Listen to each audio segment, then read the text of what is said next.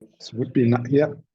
But it's really good that you record this because I would like to share that video with other people to kind of explain my disappearance since summer almost. Yeah. So share a bit of my story. But before that,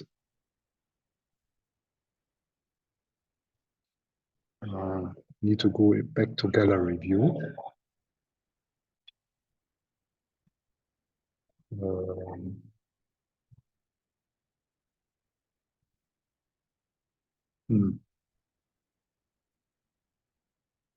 Doesn't do it. Oh, that's not working for you? Yeah, can you unpin me? Is that a problem? Oh, maybe. Yeah, just a sec. Let me. No, just a moment. I found it. Okay. It's just I really enjoyed seeing everyone. So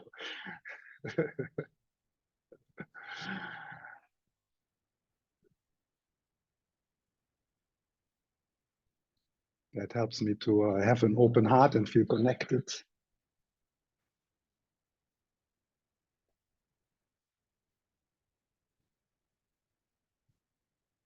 And also connect with gratitude to be with you now.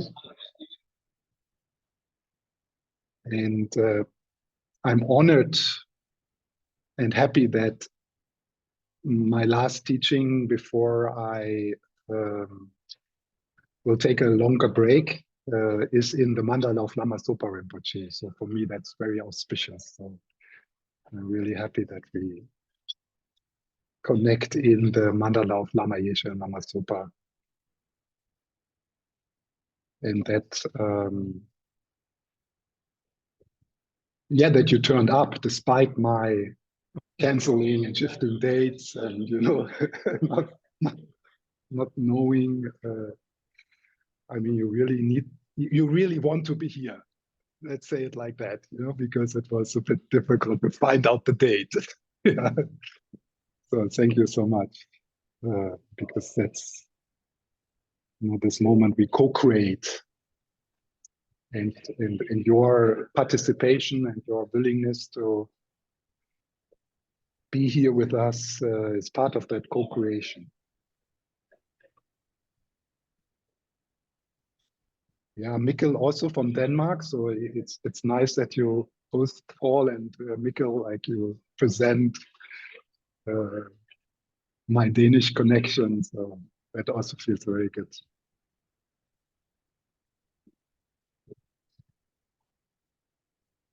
So I would like to start with a meditation, and what I would like to invite you into is to connect with one of your future selves.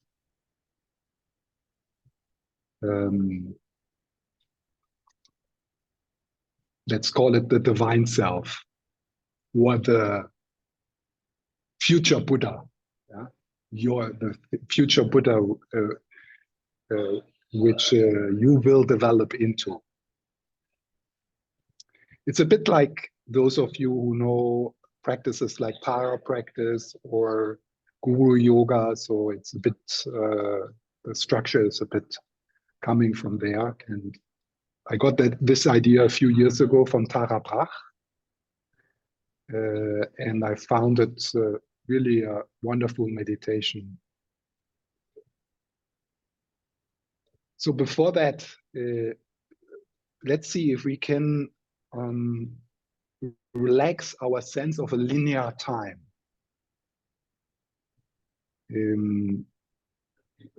Because of course that's how we experience our life, that there's a linear time and the future is somewhere there and the past is somewhere there.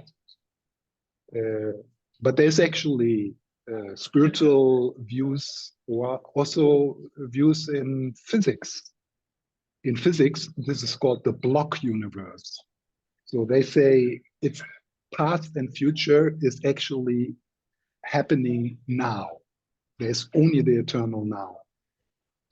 And it's our mind which creates a sense of linearity, a sense of time, that we're moving through time, because it would be too much to experience everything as a Buddha does. Yeah? So that's one of the description of what a fully enlightened being is. That a fully enlightened being knows past, future, and present at the same time, but not only in this universe, but in the infinite universes, which are happening at the same time in different dimensions, different frequencies. So it's pretty crazy, but I would like to kind of invite that possibility. Yeah? So that's why I also said there is many different divine selves. You know, there's like the Medicine Buddha divine self, and the Shinrisic divine self, and the Tara divine self. I mean, if you want to put names, the Christ divine self. So in this meditation, I will invite you to enter the temple or the meditation room of your future self. And we will start by connecting with the resources you already feel within you now, like kind of the movements of goodness, of gratitude, of warmth, the experiences of your power, of your wisdom, which are already there. And those of you who have been practicing for some time, you have experienced that these wholesome qualities and the light within, let's call it, shines maybe a little brighter, and you travel lighter through life. So you have a sense already that through your life experience and your practices, that things are changing, that you become more that what your heart wants to be, what your love wants to be. So, and then we take that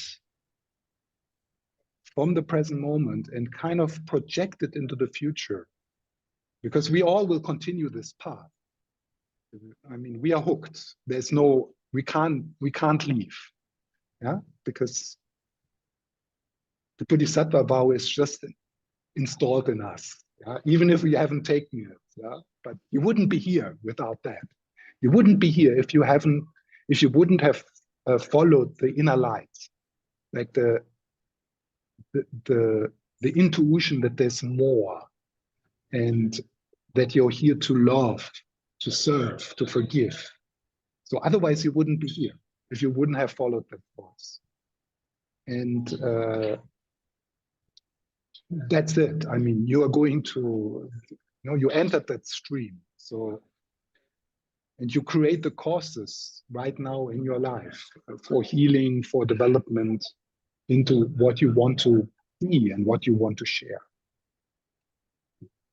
And then we will see if we can have an experience of that, using a bit our imagination and a bit our capacity through a symbol to connect to. I mean, if you have problems with the word divine self, just what I mean in the Buddhist word is Buddha nature.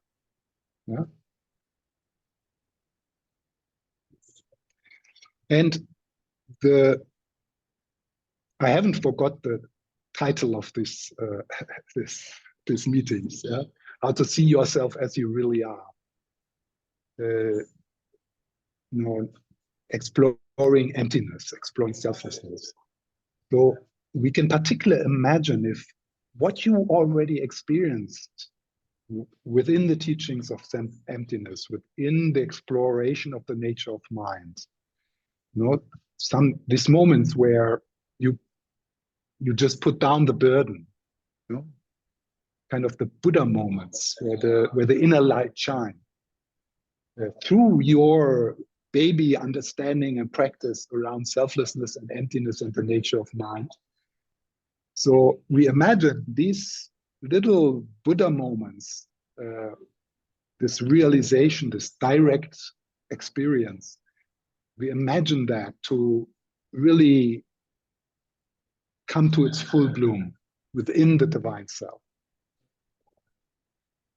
Because that's for sure, that your divine self, your future self, will have full-blown insight, non-conceptual insight, direct insight into emptiness. And with that, direct, non-conceptual embodiment of bodhicitta. They both come together.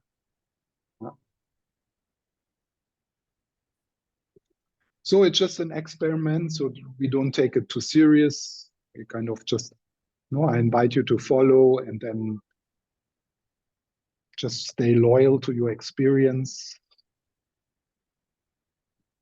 It might be something you would want to take with you from this evening, like a little technique, a little meditation practice. And if not, then that's also good. It's also good to find out what's not helpful. Okay, so let's take our seats.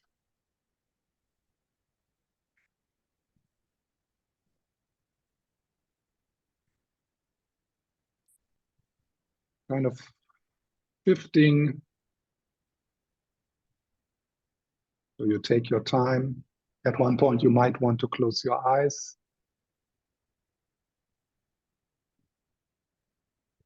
And as always, we start with what Pema Chodron calls the check-in, to check in. Yeah? So that's following the question, so how am I? What's here? What do I bring with me into this moment? How does my body feel? How do I sit? Maybe you become aware of your posture. Maybe your body wants to shift a bit into another posture with slight movements. The spine and the head, your hands.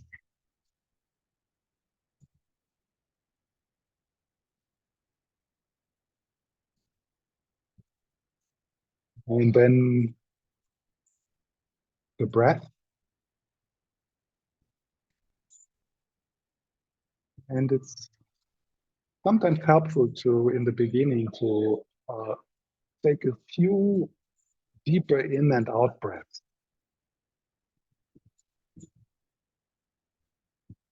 And with the out breath, softening, can be a bit of a releasing, and receiving the breath.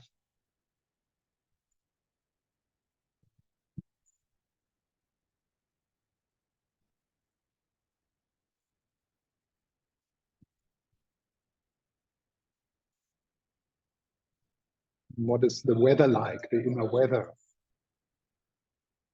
Are you rather calm? Are you rather restless? And maybe you can even feel how you feel.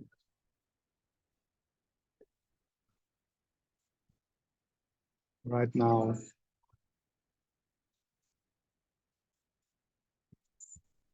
And it's also a shift, like from the head, and with the identification with the narrative self and the commentary, more into present moment awareness.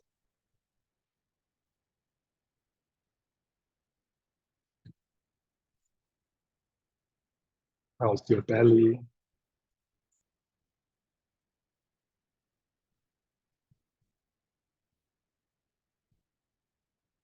And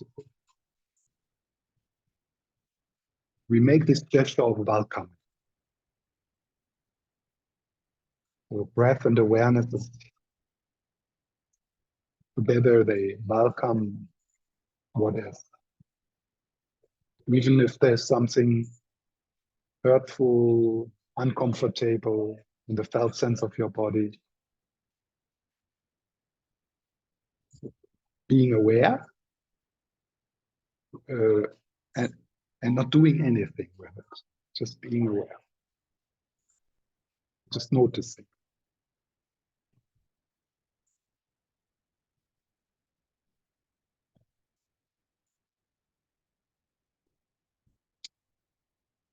What also supports resting in present moment awareness is a sense of gratitude. I'm breathing, I'm alive. I'm grateful to be here in this moment, in this group, in this temple.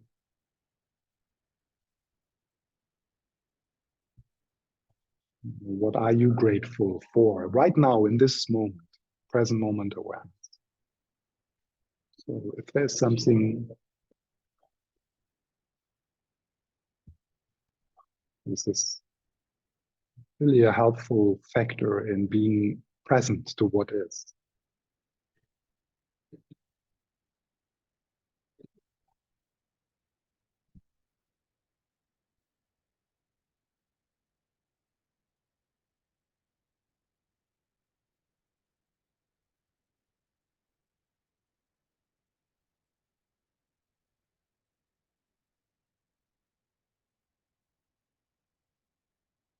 So you come more and more into being,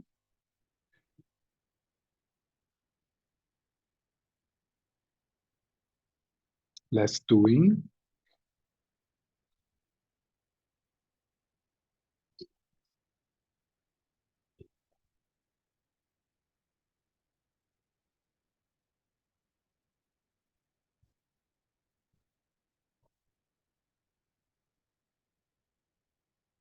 and if you notice that you emphasize the radio station of the narrative self, that's not a problem, but we always have this choice to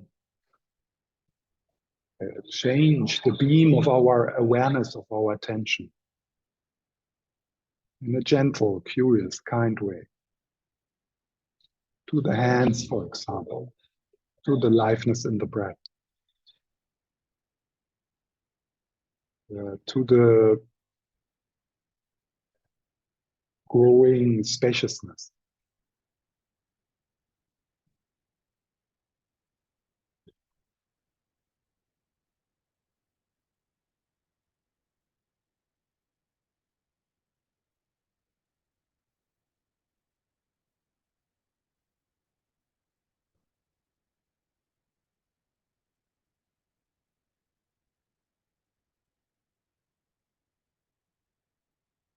And returning and resting.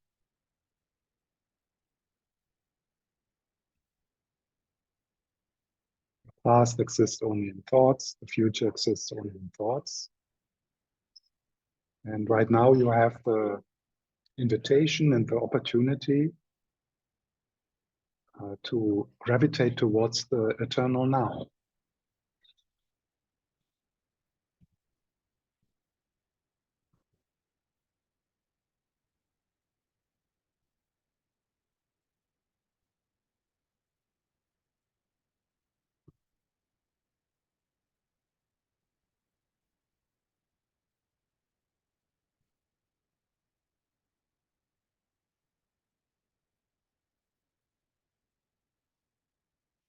So now I invite you to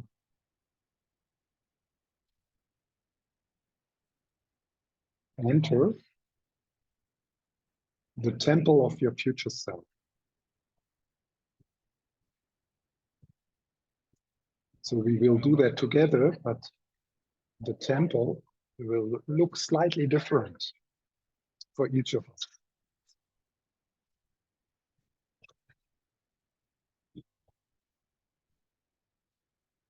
And in that temple, there's a seat or a throne.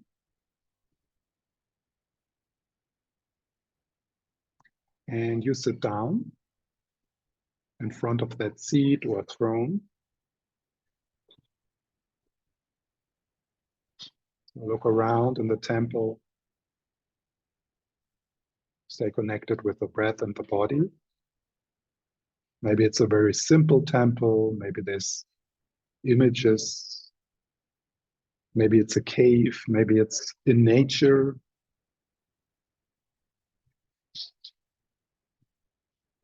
Maybe there's offerings like candles. So like different. And maybe there's just spaciousness. So see if you allow an image of the temple or the gompa or the meditation room of your future self. And you sit in front of the seat.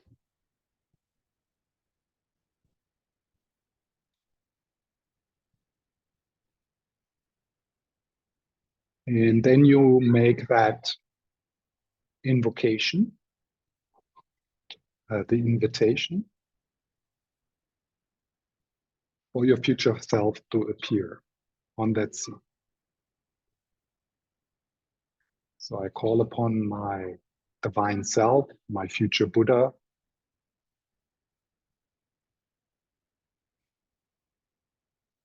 and you allow an image to appear.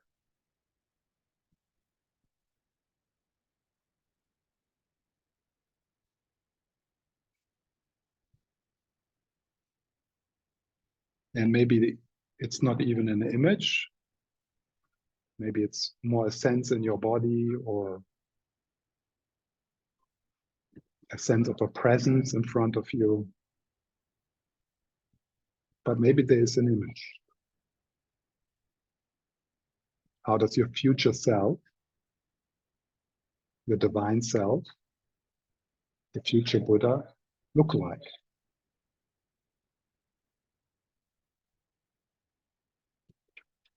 And try not to control the image. Just let it appear, invite it.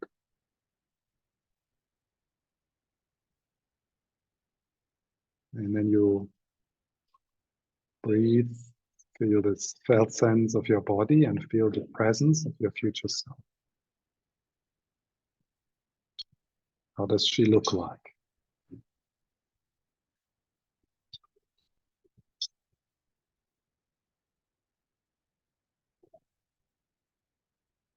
You're connecting with the goodness in your heart, the warmth and generosity which shines through in your life already.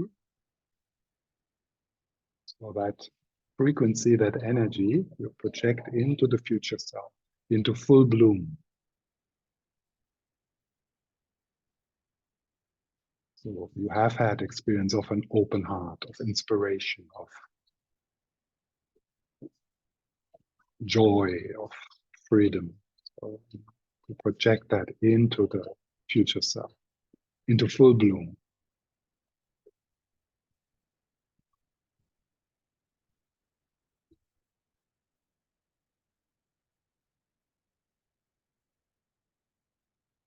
How does the face look like of your future self?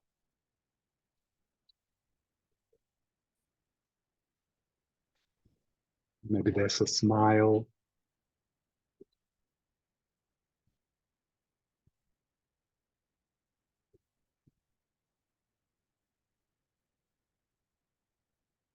If possible, look into the eyes of your future self, which are your own eyes. So there's nothing unfamiliar or strange. It's your own eyes, and it has your signature, your unique particular color or taste.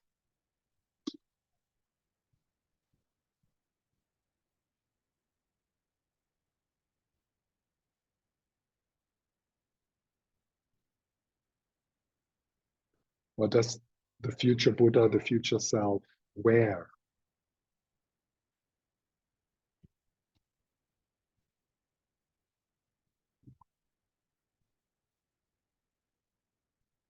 How is her emotional state?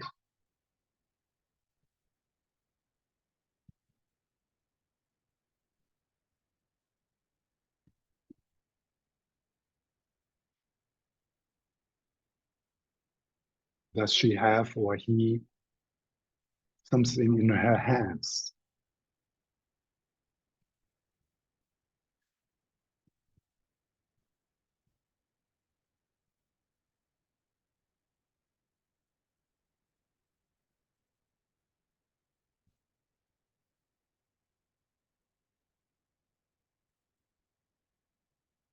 And to keep your attention, your heart towards this connection to your future self, one possibility is that you say, thank you for showing yourself. Thank you for this smile. Thank you for your presence. Thank you for your eyes.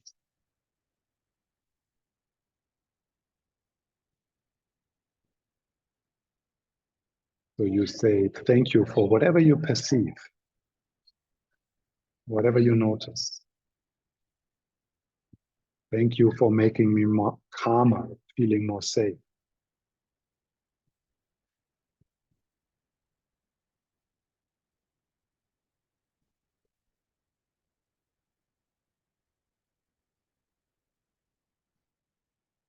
And bathing in the healing presence, the protection, the unconditional love of your future self. And of course, your future self unconditionally loves you, knows you, sees you, because she is you. She knows exactly where you are, what you experience, how you feel. She sees your light and your struggle.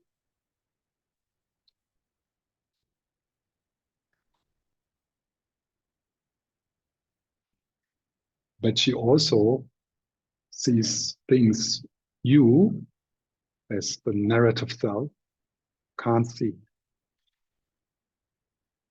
And that is that all will be fine.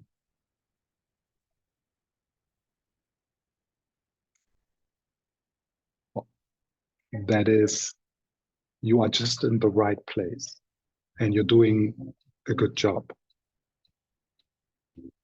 Because she knows that she is growing from you. So she knows that everything, what is happening in your life, the dark times, that you will grow out of it, learn from it, opening your heart.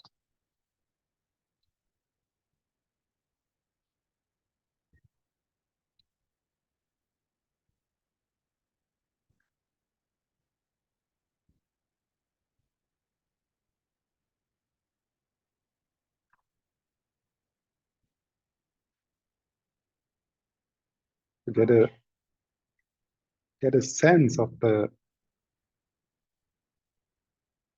presence of the future self, not only from the front, but all around you, also from behind.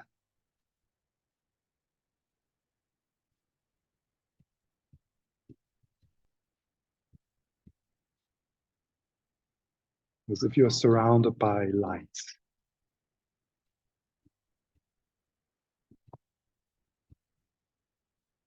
As if you're surrounded by tenderness.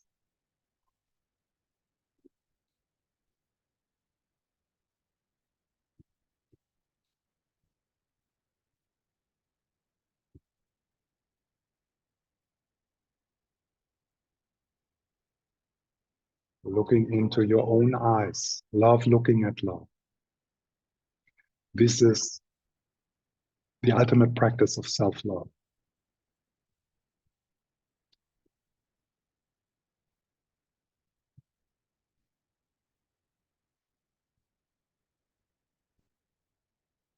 or you are loved not by a loving part of yourself, but you're loved by the essence of unconditioned love, which has no location and no time. It's timeless, infinite, eternal. But at the same time, it has your particular signature.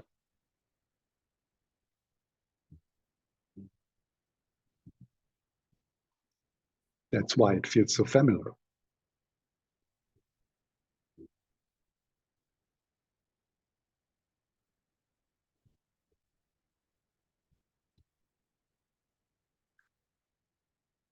And whatever you experience right now, the energies in your body and some thoughts, some thoughts pattern of the narrative self, that all comes and goes within big love, within ultimate bodhicitta.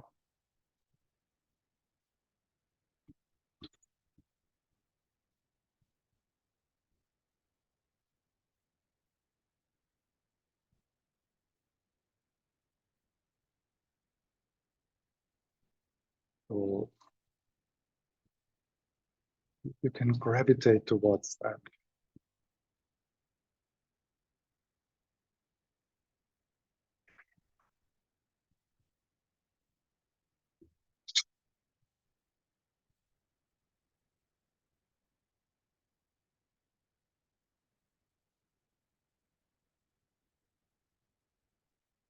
And returning maybe to the eyes, maybe the future self has something to say to you.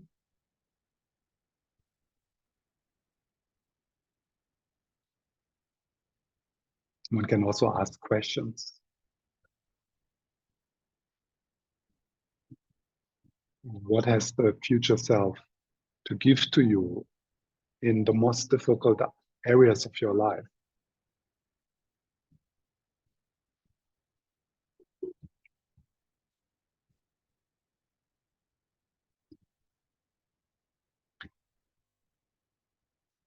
So the presence of the future self might help you in this moment to shift your address from this body, from this personality, from this life,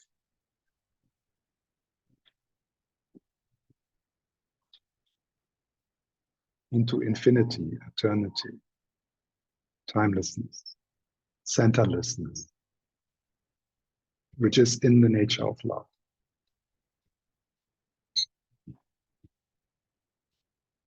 The future self knows through direct experience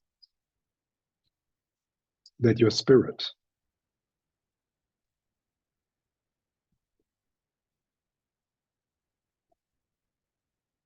that you will never die.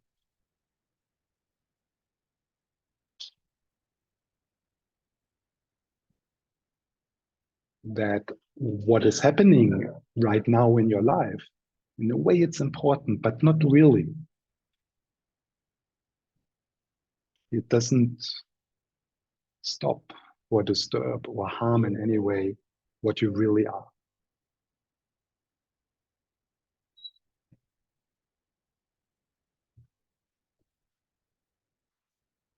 And these are all words, but sometimes words have this magic possibility to support a non-conceptual direct experience of that which is undescribable.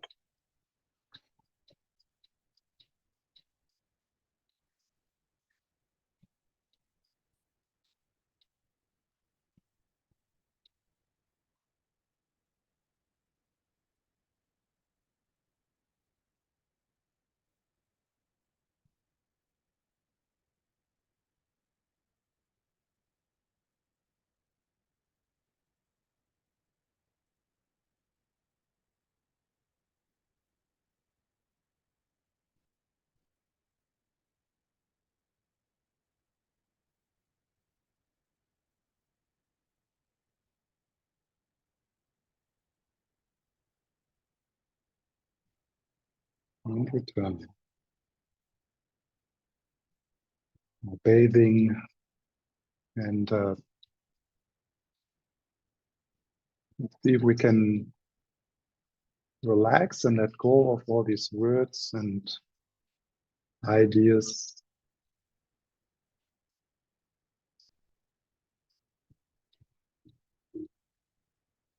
Resting in present moment awareness, open and receptive.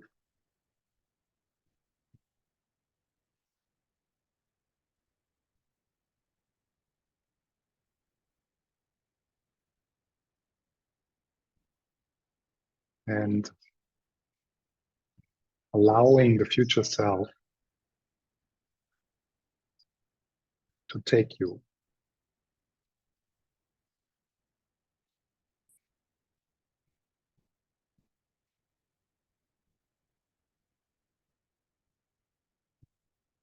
In a moment of grace.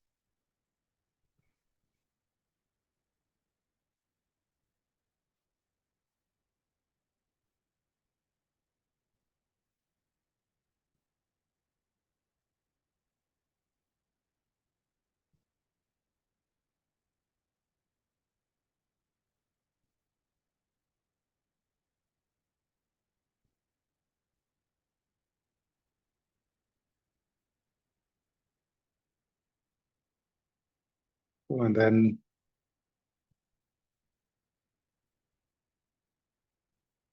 if there's still an image, you dissolve that image, or the image dissolves and it returns where it comes from, and that is your heart,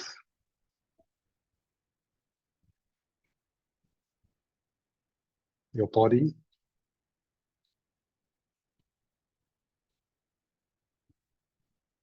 You find yourself in your surroundings, in this body, but you feel the presence of the future self, of the Buddha within, awake awareness within, your true nature, what you really are.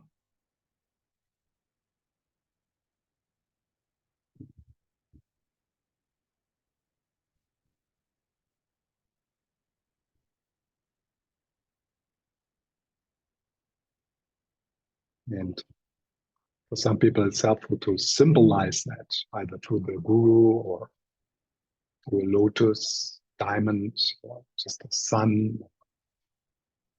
But more important, it's to feel the light within, the love within, the inner guru, the inner Tara.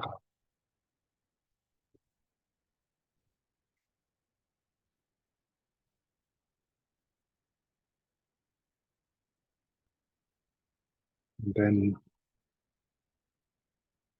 experiencing how from your divine essence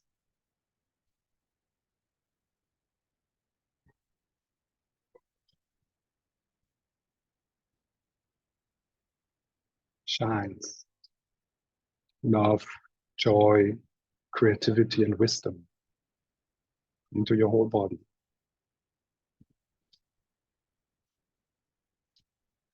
And through the pores of your body, through your hands, through your mouth, through your eyes,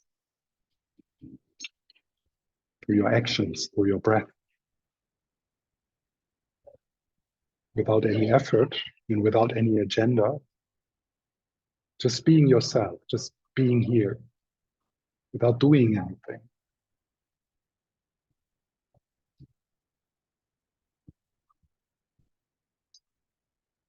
You radiate out. Here, from heart to heart, in our shared space, and then into your surroundings, into your relationships, into your past, into your future. So you sit in the mandala of your life,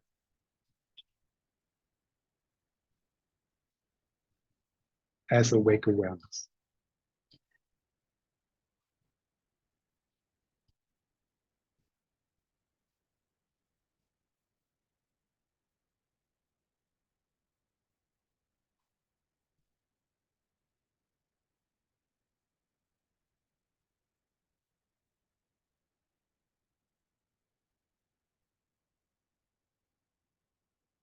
And then take your time to slide out of this meditation.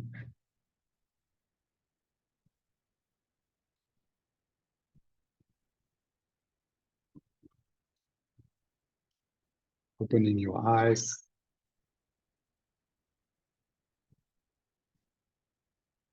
Possibly staying a bit connected with what's in your body now. How does your surroundings feel? Maybe you feel a difference.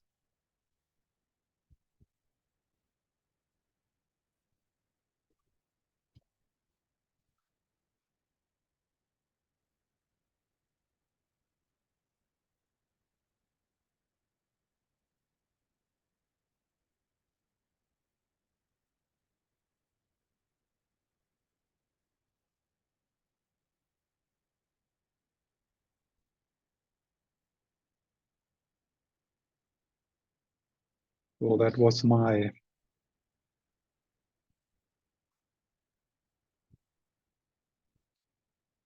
gift for today. And if you have followed guided meditation with me, then you know for me it's also always different. So it's not like if I would read this meditation tomorrow, that I would say exactly the same thing and I would do the same structure. Yeah. So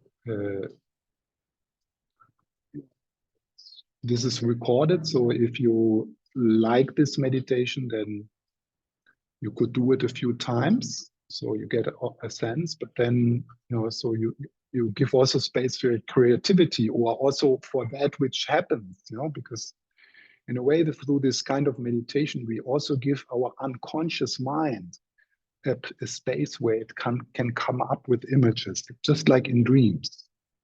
Yeah. So it's not so much a visualization, like if you would maybe do some deity yoga, that you are being told somehow how it looks like, and you kind of build it up. But, so this is a bit different. It's more like relax and invite and then see what comes. And for sure, if we all dream. So for sure, we all have that capacity. And we have that possibility that the subconscious or the unconscious mind can communicate with us through symbols. And then you can, of course, like in the more traditional sadhanas, you have things like confession or prostration or making offerings. So, and asking for healing, asking for help, asking for guidance. So one can add this kind of dialogue. And isn't it so important that we emphasize and prioritize to have a relationship with our Buddha nature, with the light within, with Christ consciousness, whatever name you want to use. Yeah. I think it's a human, after like the basic needs are fulfilled, I think it's a basic human need for transcendence, for having a relationship with Prajna Paramita, the Great Mother, and which and every relationship needs to be cultivated, hopefully every day somehow. And also, if you kind of struggle with some commitments you have around guru yoga or deity yoga, and you feel like it's a bit empty, you do the motions and you say the words, but not much happens. then maybe this meditation could help you to kind of make it a bit more juicy and and a bit more like experiential.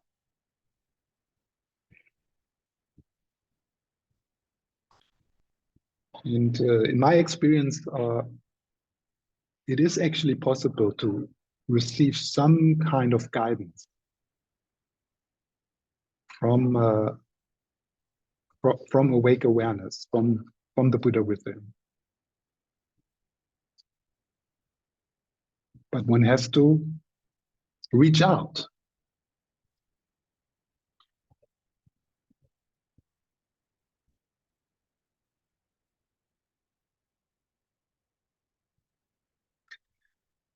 Okay. So it's good that we have another meeting tomorrow, because I don't know how long I will talk now. So there will be time for questions and a bit of dialogue. I will not use the whole time. I will try to be short. As always, I have not really planned what I'm saying, so it will just.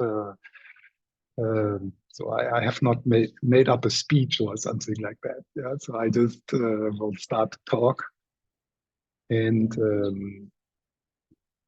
my intention with this is to tell you a story, and probably you all know we are storytelling people, and stories are incredibly important to us. So some of you might not remember anything from a Lam book you read or whatever, but there are these really nice stories, yeah, and you remember them, yeah, and they have like stories about, stories about Lama Zopa Rinpoche or Lama Yeshe or whatever, or His Holiness the Dalai Lama. Not for many people, not for everyone. Some people really learn from kind of the teachings, yeah? But often we learn through stories, through fairy tales, through stories. So that's why I want to tell a story, and it's a bit vulnerable because it's a story which is happening now, and I don't know the end. And usually I don't do this. I'm quite open to talk about some struggles I had 5 years ago, but usually I don't share, out of particular reasons, what's going on right now, because it feels a bit too vulnerable, and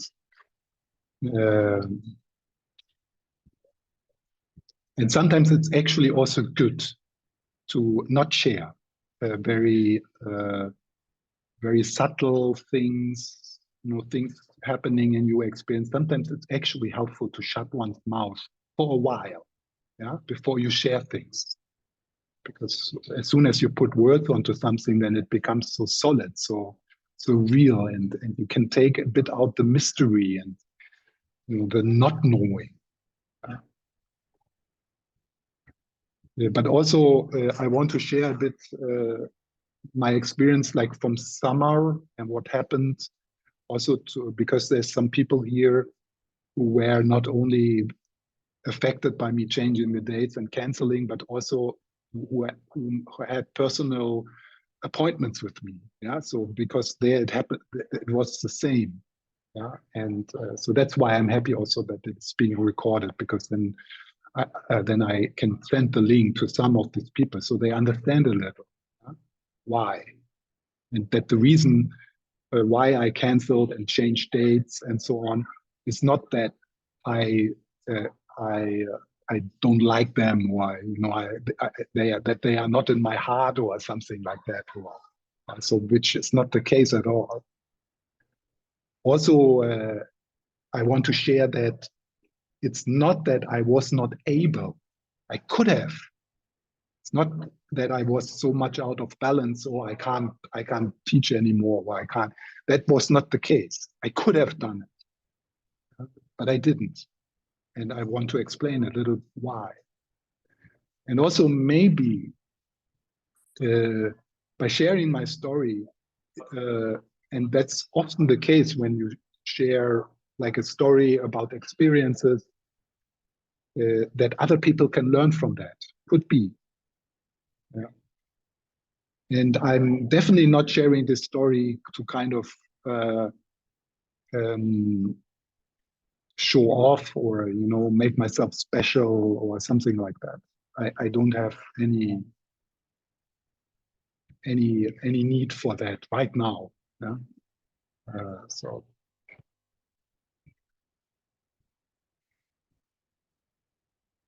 And it's a bit, it can be a bit controversial what I'm saying. So it could be that what I share will trigger some stuff. Yeah. So that's, it could be. Yeah. And of course it's a story. It wasn't like that.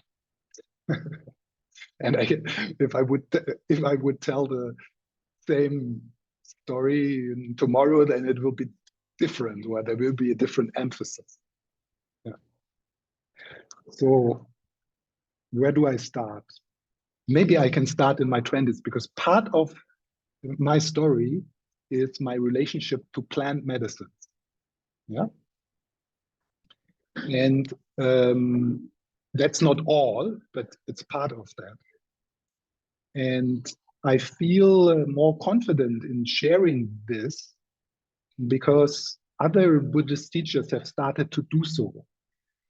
For example, Tara Brach, and I mean, it's everywhere. Yeah. So, and of course, it's controversial in a Buddhist context. Yeah. So many Buddhist teachers would say they would put plant medicines into the category of drug, and that's would conflict with one of the lay vows. Yeah. So, and I can understand this, and I honor that. But there is, you know, and so yeah. I'm also not. I'm not. I'm not. My intention is now not to kind of give a lecture about plant medicines and the dangers and so on and so on. Yeah, I just want to share my experience. So if you are interested in all of that, I mean, the amount of research and publication and books and Netflix series and discussions and interviews with also with Buddhist teachers in the last 10 years, particularly the last 5 years, is so big. So you can really, I don't need to say all these things because there's so much happening right now in the major universities of the United States and also here in Scandinavia. So my relationship with plant medicine started in my 20s, where I, you know, inspired by Carlos Castaneda and Stanislav Grof and so on, Timothy Leary, and you know, so and I had a cousin and her boyfriend, and we did journeys on mushrooms for a few years sometimes. And then after that period, and I mean, many people who have experience with psilocybin, they say something, this was the most transformative experience of my life. Yeah. But after that period, which was in my 20s, where I also studied psychology and I did my psychotherapeutical training, and I meditated in the Theravada tradition. I did meditation retreats.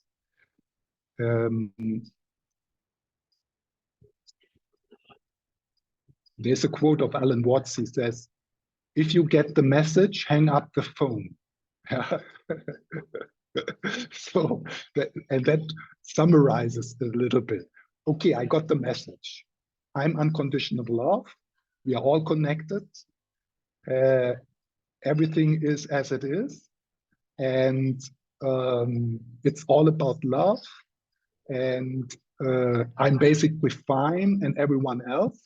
And we are all on a journey to discover who we are. So I got the message. Yeah, I experienced it directly, non-conceptually. But my life looked different, right? I couldn't embody it. I couldn't live it. So I got the message and I hang up the phone. And then I spent 30 years of full-time fanatic practice, exploration, study, 5 years of retreat, 3 major psychotherapies, everything to embody that without substances.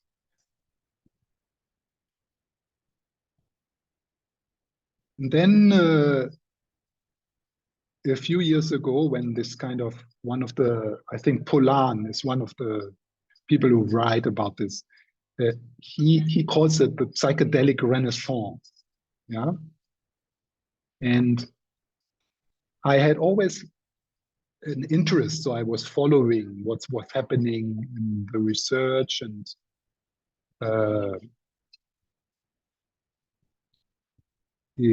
I just became again interested.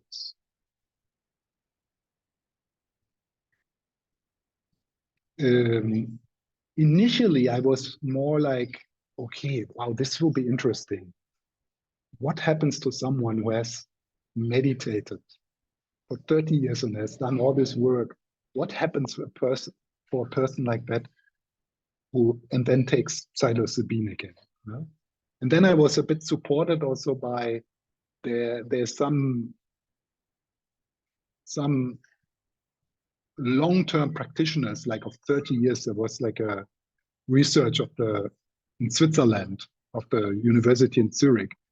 They went to a very well-established Zen monastery, and they did a retreat with 20 seasoned practitioners. They all had practiced more than 30 years. And they did this double-blind study. So half of them got psilocybin and the other just did the retreat.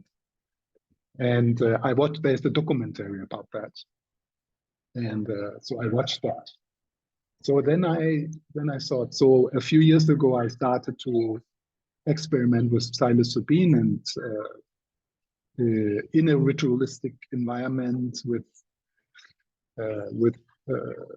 my fellow traveler, Christina, and we brought together our background. So we created rituals and temples, and I learned a lot, of course. And one thing what I experienced is I met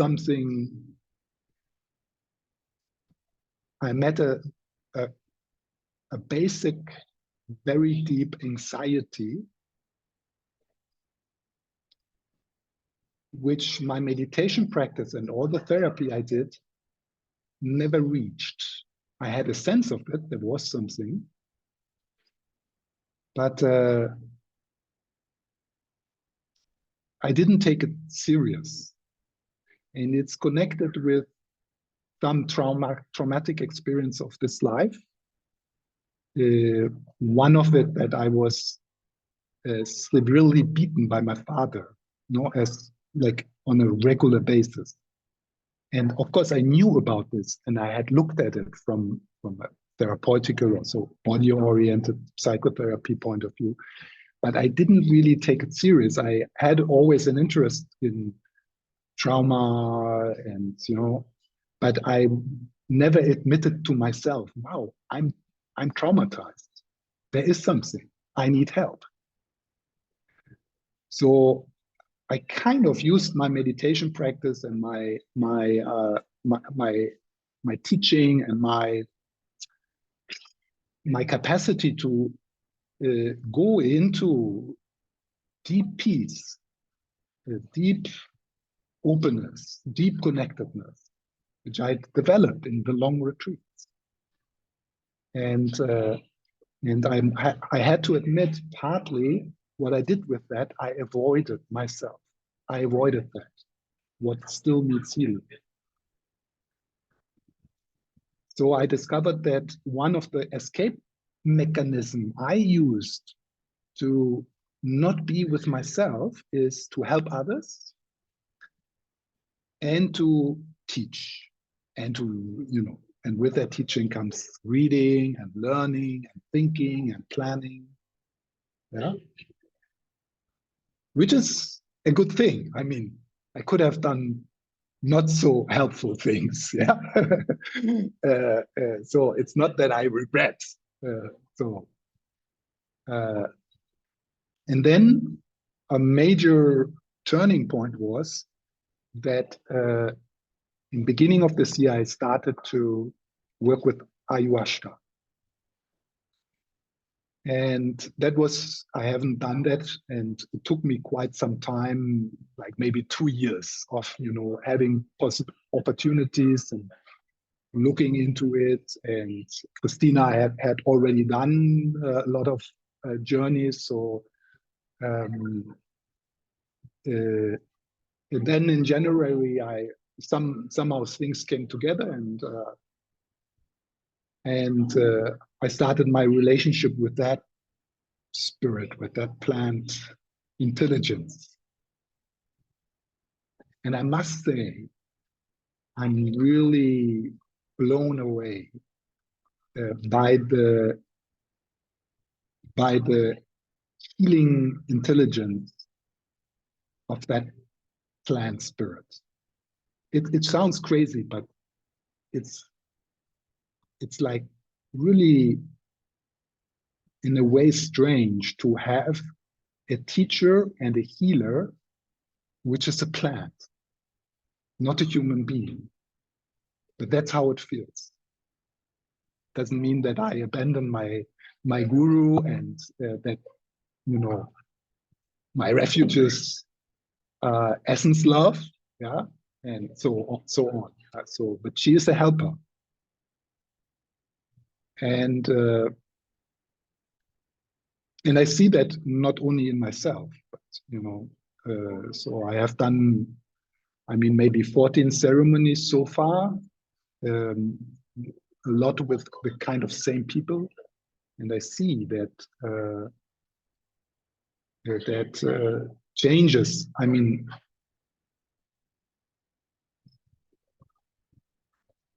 if our spiritual insights doesn't change the way we relate to people, doesn't change the way what we eat, how we spend our days, doesn't change the way what our habits are, how we live, then we haven't, in my opinion, then I have not learned. I mean, words are easy said, like I do. I say all these big words, and but much more important is how am I and how do I live my life. That's more important than being able to talk about bodhicitta. But how open is my heart actually in daily life, particularly towards myself, of course. Yeah, and ayahuasca really at the moment, and she is not like, she will not be my refuge forever, but at the moment, she really helps me in 2 things. One thing is, she really brings the pain into my experience.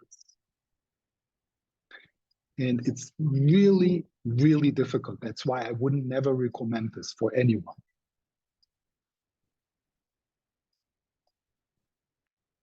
It's really, so I mentioned being beaten, but part of what is also there within me is family trauma. Both my grandparents were in Second World War. Both families were bombed out and refugees. So I've grown up in families who were traumatized by the war, both sides. Yeah, and I knew that. I was aware. I did even some workshops like 20 years ago, which was offered for people of my generation, who seemed to be the generation who started to open to the pain of war, because our parents and our grandparents obviously couldn't do that. They needed to survive. They needed to build up again. So they couldn't open to that. And then, yeah, okay, that's like part of what I meet with ayahuasca. But on the other hand, she is also giving me the tools and the experience of healing that. Yeah. So, and I plan to go into retreats in some time, but then in summer, I suddenly realized that I want to prioritize my own healing. And that in order to be more authentic in sitting in the seat as a teacher, I part of that is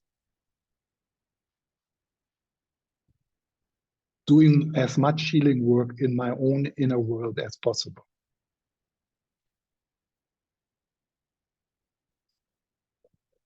And I just followed that call,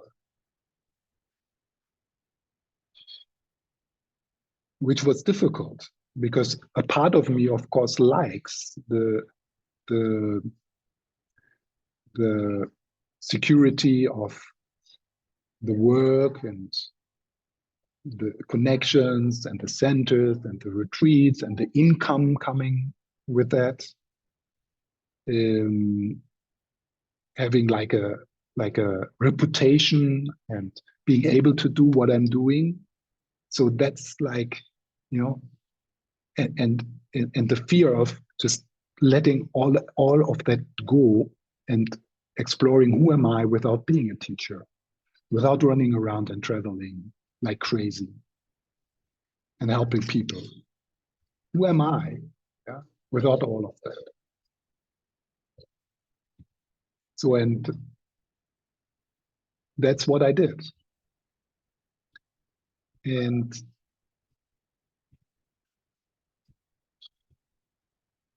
I'm really grateful for, no, I'm really grateful that I followed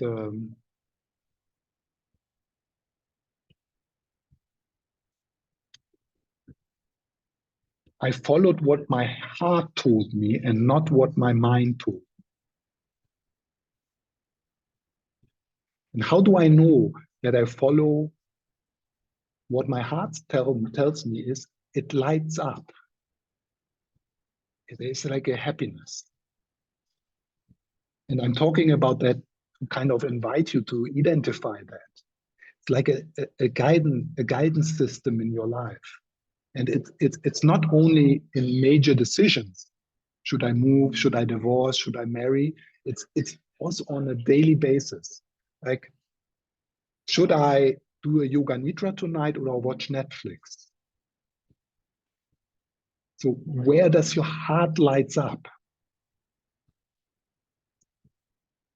Yeah. And of course, there is a kind of a need maybe to relax and watch Netflix. But possibly, if you pause and you feel into what you actually need right now and what your heart wants, it might be yoga nidra or going for a walk or something like that. So that's something what I discovered in the last few months. How wonderful it is to follow this emotional guidance systems, and you all know it. You know, you all have this experience. Like you go to a bookshop, you don't know what to buy, and then suddenly you see something, or you know, someone buys a book, and your heart lights up. It's just I mean, maybe you would use another metaphor, yeah, but it's just like, or out of the blue, you hear about the meditation course in Nepal and you have never been there. And it's the most crazy thought because you have not traveled more than 100 kilometers in your life. And you, by the way, you don't have the money, yeah, but your heart lights up and you do it. Yeah. And So this is one thing I would like to share with you tonight. So uh, how rewarding it is to follow that. And of course, I'm still afraid, yeah. And I have this kind of panic coming, like, oh God, so what is, because I'm not going to have any income, yeah. I mean, and I don't know, I don't know what's going to happen in, next summer, or something like that. So there's fears. And what I found in myself, in my own experience, quite often it's not good to listen to that fear and do what my heart tells me anyway. Quite often, not always. It's of course more complex, but not always. So not always, but quite often it's not so good to listen to that fear, because it's the fears of the narrative self, the fears of some younger parts of us. It's the fears of our parents. It's the fears of our culture, yeah? Telling us we need to have this security, we need to have a pension, we need to have this and that, health insurance, and so on. Yeah?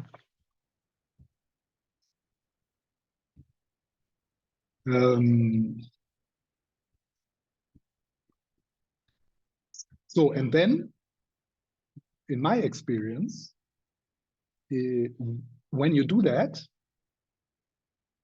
there is some support coming, some signs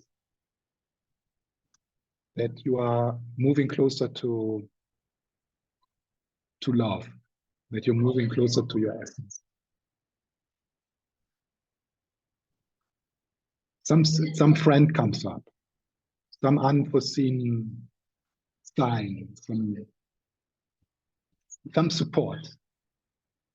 Like the Buddhas, or the protective angels, which are on your case, they somehow manage to communicate with you, hey, this is the right direction.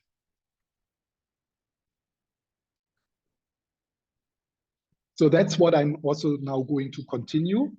I'm going to Peru. I have very safe and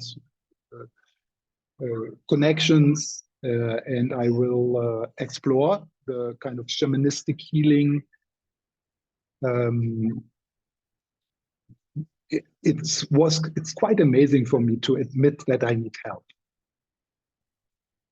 And help for the benefit of all. I mean, our healing journeys, they are not personal. We're always doing this for the collective. Your own healing process is not like private. You whatever inner work you do, and cleaning and healing up and purification or whatever, it's benefiting the human collective, the human consciousness, your environment.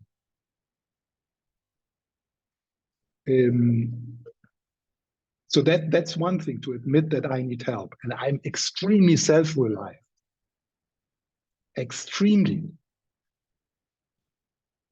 Put me into a 5-year retreat somewhere in the mountains, and I can figure it out myself, and I feel comfortable. Yeah. So that's a big step. And the other one is to have the experience. There's actually healers. There's actually real healers who really can help you. They exist.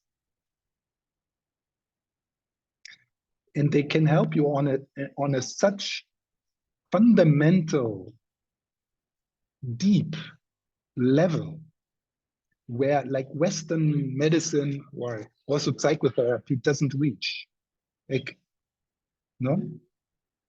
If some of the symptoms you carry within your life, which are so part of you that that you feel, oh, this is who I am, and you notice that you have carried an unnecessary burden, only you notice that when it's gone and you feel, wow, this is how I can feel. Yeah.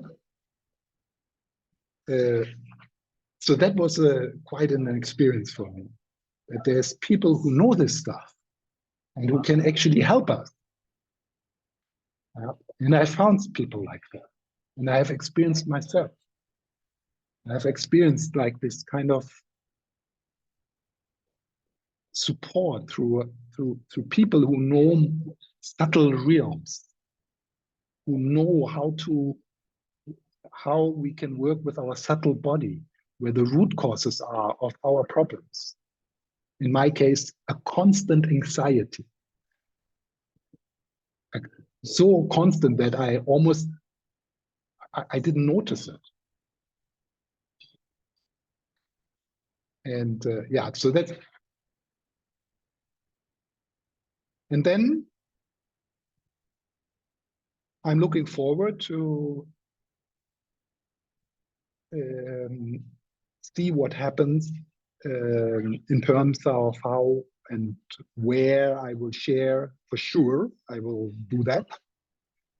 That's my, I don't know. It's just how my creativity expresses itself, yeah, through sharing. Yeah. So then that will be like, I don't know, May, April, or something like that. So I hope I didn't bore you. Uh,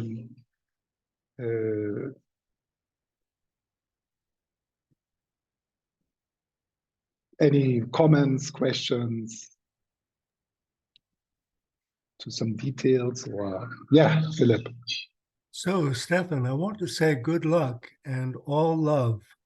You have been one of the most important teachers I have ever had in my life. Thank you, Philip. I definitely feel that. And yeah.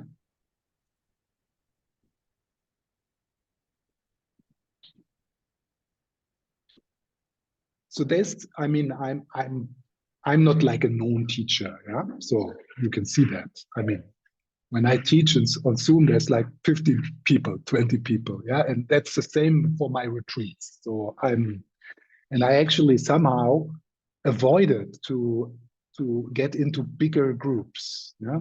So I was sometimes invited for conferences or stuff like that, and I never did that, yeah.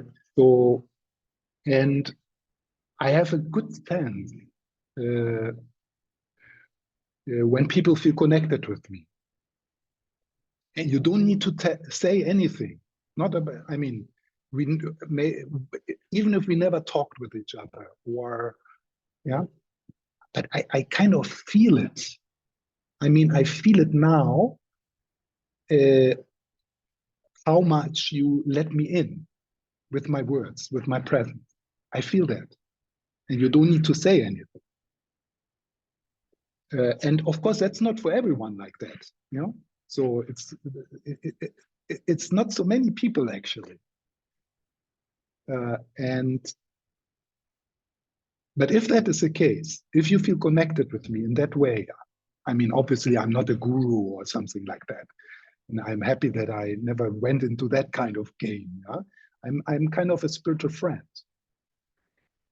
So if you feel that connection, I know it, and you will be with me. You turn up, even, you know, like in my dreams and in my prayers and like in my daily life. I remember you. Huh?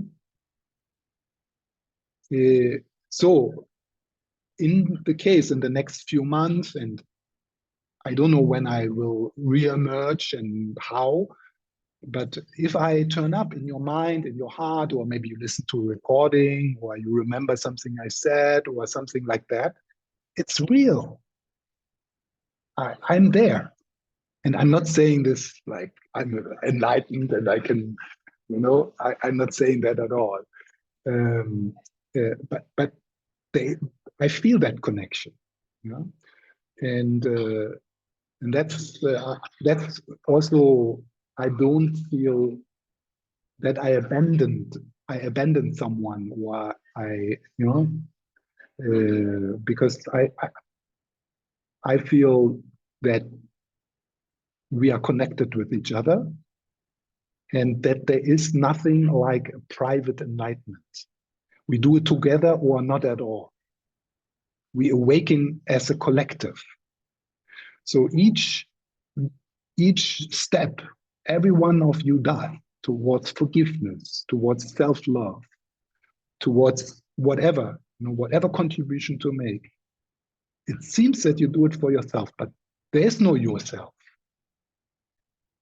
It's an illusion. Every drop of bodhicitta, every prayer, every aspiration, every mantra you mutter into the universe, every act of generosity is part of our collective awakening. There is no private Buddha. Oh, now I'm a Buddha. It's not like that.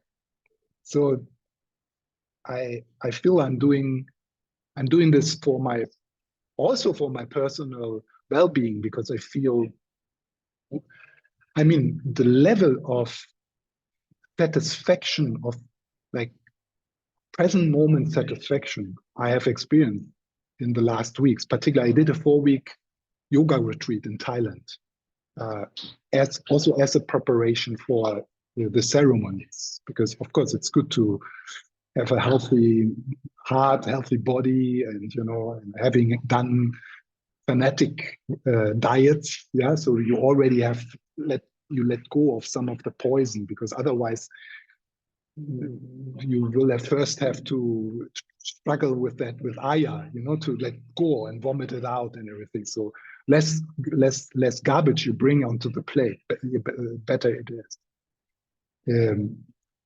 So the level of like happy contentment I experience now is really special.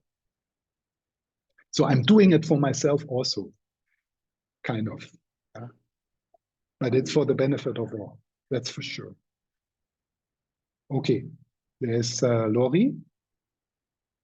Hi, Stephan. I just Hi. want to thank you for being so authentic and allowing yourself to be so vulnerable with us. It's one of the things that I think makes you very unique in Dharma teachers and really as a human. But I just am so grateful that you shared this story with us and allowed yourself to express yourself and your needs in a way that I think most people wouldn't. And I'm just really touched and moved by it. I wish you such a wonderful journey, and I cannot wait for you to come back and share. But I will definitely be with you in spirit, and I'm sure we all will. So thank you. Yeah, thank you. I appreciate any kind of prayer and light ray coming into the Sangha, because this, you need to be really, really courageous to meet your shadow and to meet death. Basically, you need to be ready to die. So I really appreciate any like little dedication prayer. Yeah. Like, okay.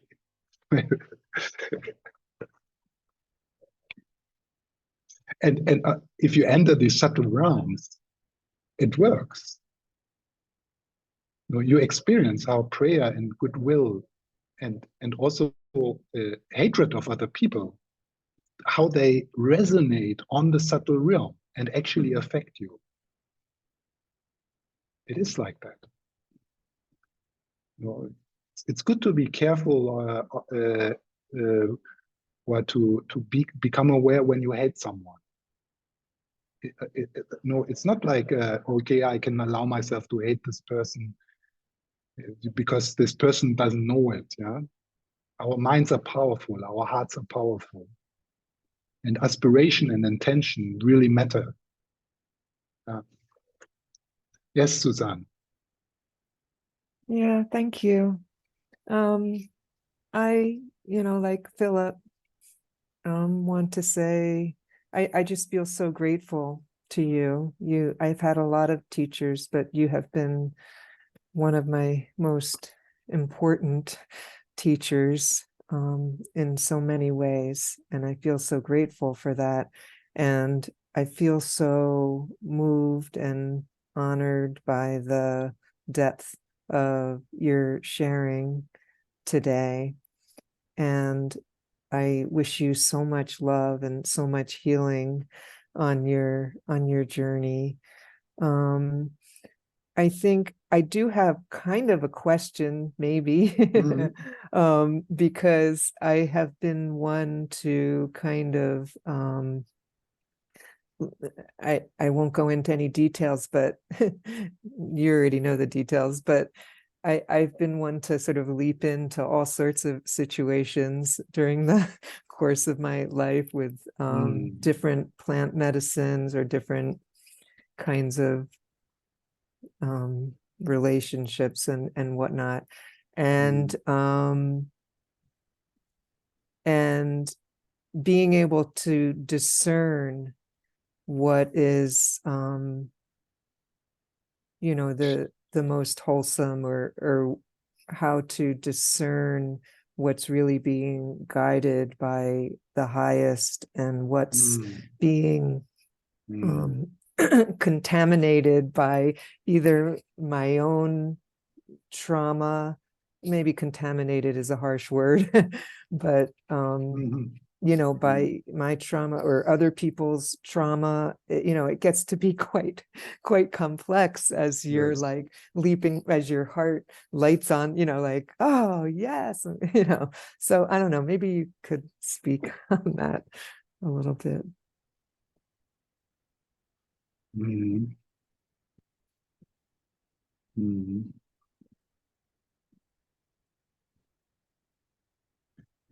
Before I say something, Susan, to that, something else came up while you were talking, and that was, I'm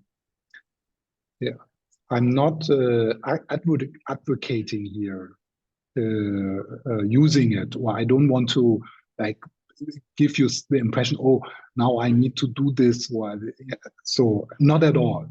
Yeah, so that's why I said like, and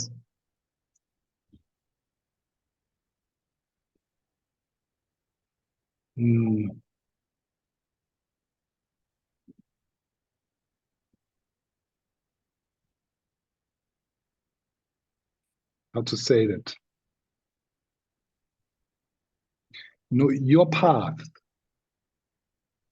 and where you are right now is perfect.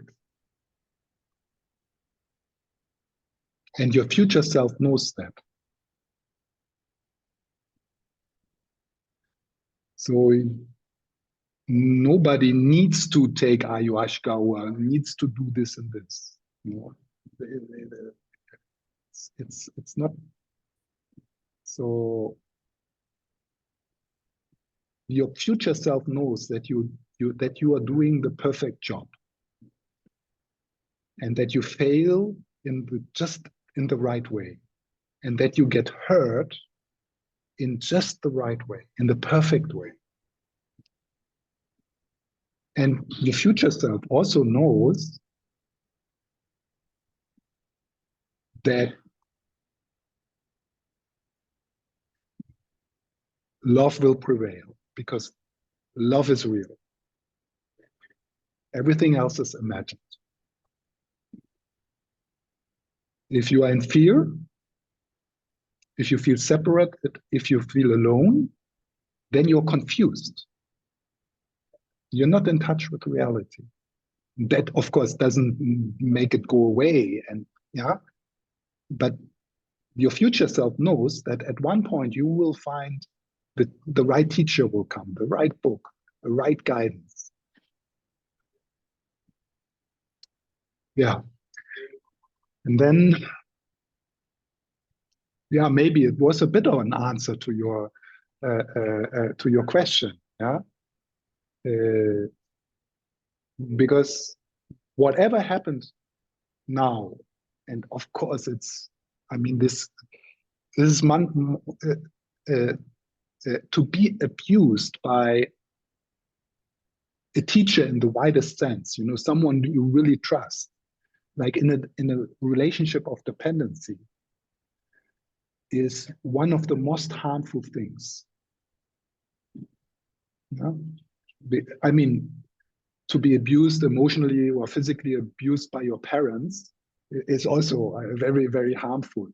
But and probably there is always like a connection, yeah. So that it's a repetition of that. But to be heard in a deep way by someone you put your trust into, like a spiritual teacher, because then the medicine, the Dharma, which is the medicine, you know, becomes a difficult, yeah, because and also trusting someone. So this is a huge responsibility for every spiritual teacher to take that seat. It's really every therapist. Yeah. And one has to be really putting effort into looking at one's own needs and, you know, and desires, and so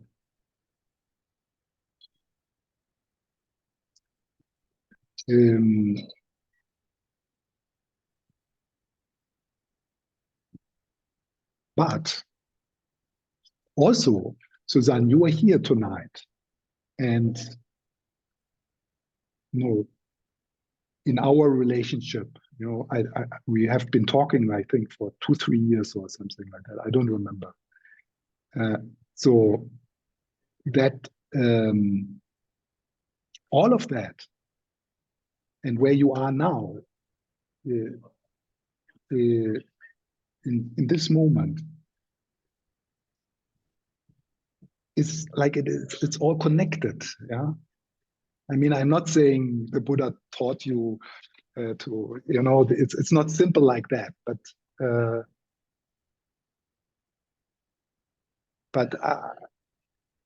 probably we both can see that your experience was the most horrible, the most painful, but we can at least see, maybe it's not experienced right now and embodied right now, but we can kind of see that it's probably also that which really breaks your heart open and liberates you from yeah. Yes. And this is one of the, you know, messages also from Aya, that it's where our deepest pain, our deepest trauma, that is actually the gate into freedom, enlightenment, and bodhicitta, and real love and real compassion.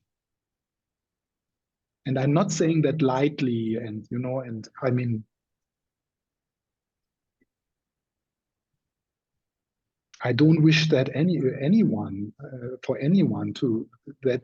I mean, that it is necessary for all of us to, maybe not in this life, but for all of us to go through the deepest pain, the deepest wound we carry. That the only way out is through. And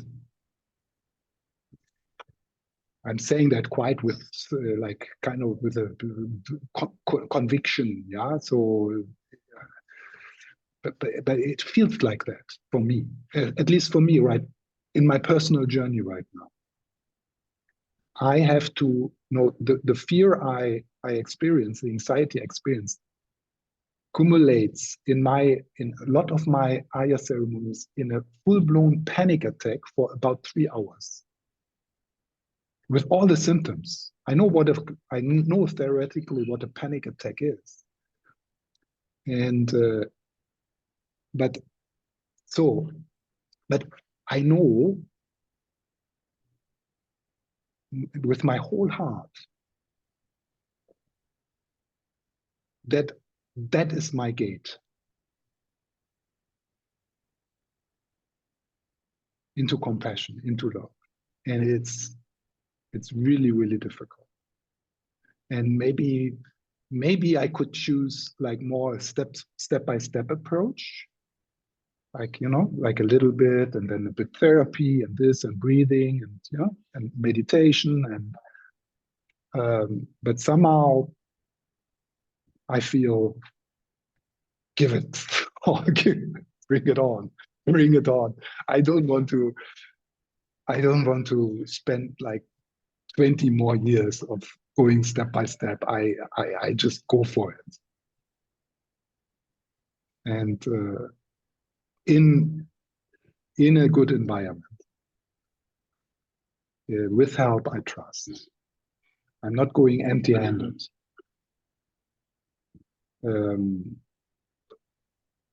Not only Aya as a helper, but yeah, there's other people around me. I'm going with Christina, my fellow traveler, and she is a trauma shamanistic therapist herself. So, you know, I'm in good hands. You know, if you have an expert on your side. in a female body. So it's really, I'm really fortunate that I don't go alone. Yeah, okay. Thank you. So tomorrow we will do some Buddhist exploration. And but I'm happy that I kind of shared this with you. And I hope you can get something from it. You learn something. And then, yeah, I hope to see you tomorrow or then at the other end. So let's make a explosion of goodness into all directions in the style of Lama Zopa Rinpoche. And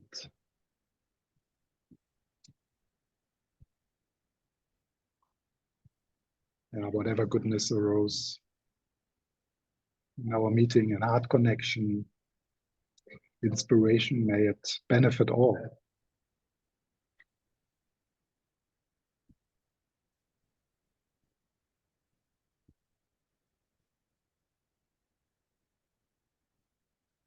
Okay, thank you so much for your attention, and Thank you, Stephan. See you Go well, tomorrow. Stephan. Godspeed. and goodbye. Yeah, bye. Yeah. Thank you. Thank you, Stephan. Thank you, Pat. Thank you, everyone.